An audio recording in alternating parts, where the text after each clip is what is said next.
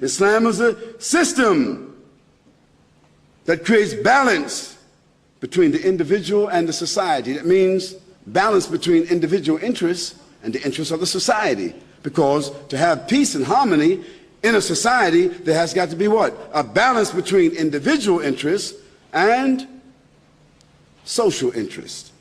Islam is a religion of peace.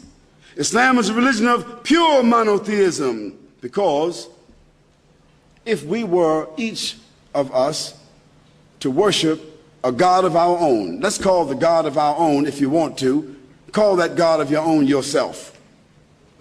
So everybody picks out a God of their own. Therefore, each of us would have our own law, our own sense of right and wrong.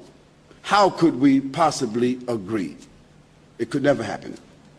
But if all of us acknowledge that there's one benefactor and one God, one creator, even if some of us were bad and some of us were good, but we all established that there's one creator, we would still have a way to reach what we call arbitration and adjudication, isn't it? There would still be some law. Islam is a system of social equality. That is, there's no inequality between male and female in Islam. Men are men and women are women. Women are not the same as men. They are the same in the sight of God. They have the same sanctity. They have the same rights in the sight of God. But men and women are not the same. They are similar, but they're not the same. Their anatomy is different, even if they want to exchange parts. Still, it provides a psychological problem. When you find a male or female that has had a sex change, they also need a psychological change. It doesn't work. Male and female are similar human beings from the same soul. From the same soul they were created, but they're not the same. They have a different psychology, they have a different anatomy, and they have a different destiny and function in the society. A balanced, natural, normal, healthy family society will admit that and apply that.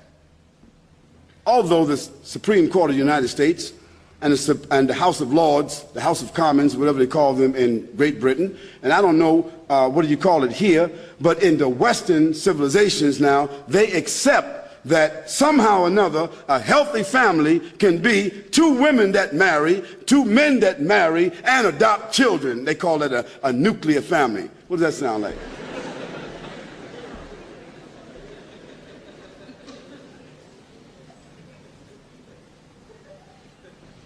Islam says that's unacceptable to God.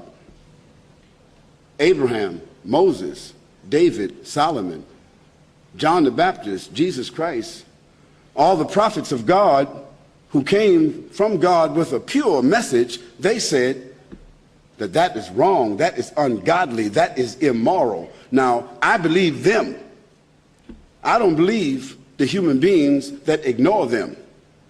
And the result of those that don't heed the message of those prophets is disease, deformity, imbalance, dysfunction, disparagement, inevitably despair, suicide.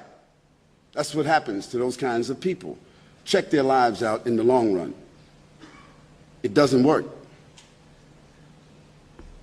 Islam is a system that encourages and promotes knowledge and science. Islam is a system that strikes the balance between individualism and socialism. Islam eliminates religious excess and ritualistic innovation. Islam is a religion which is against religious intolerance and extremism. We cannot say that a person is, we could say a person is a Muslim extremist, a Christian extremist, a Muslim criminal, a Jewish criminal, a Christian criminal. We could say that. But we cannot say that Islam is an extremist religion, because Islam by definition means a law that Almighty God has established for equity between the human beings, which is surrender and submission to His will, and God is not an extremist. And we cannot indict Jesus Christ for what Jim Jones did.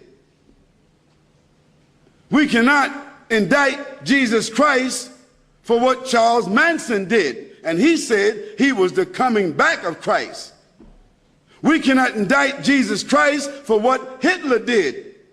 We cannot indict Jesus Christ for what Timothy McVeigh did. Then how can we indict Islam for what perhaps some Muslims do? It's only fair.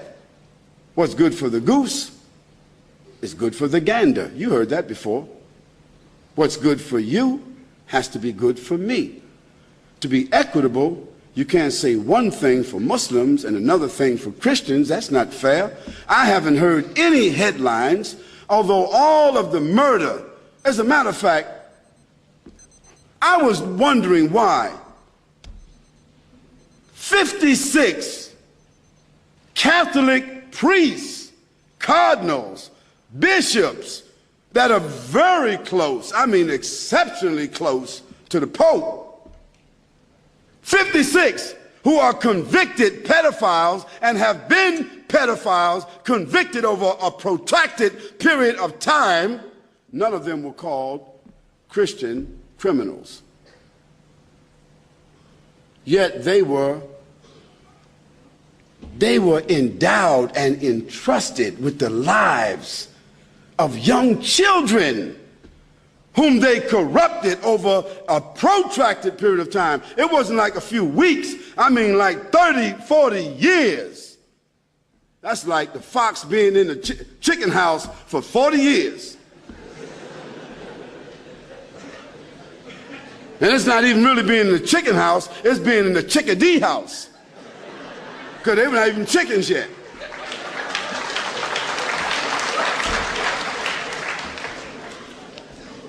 But not one headline said Christian criminals.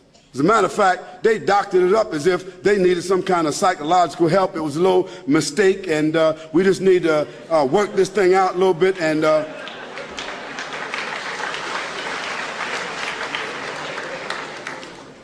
it's not an indictment against Christianity. It's not an indictment against the Vatican. Those were just some people who were entrusted with religious sanctity. But it's the nature of human beings to fall into traps like that when they fool themselves about something called celibacy. It don't even exist. Don't even try to be celibate. Don't even try to tell me that. It's something you're doing to balance it out.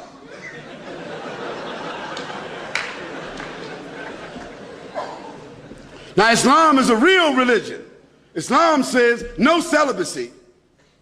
Whether you want to be a Muslim minister or you want to be a woman that want to give herself to God, you still need a husband if you want to make a family. That's what Islam says, because Islam is a religion of clear moral, social balance, and rationale. Islam is a religion of pure and wholesome moral principles.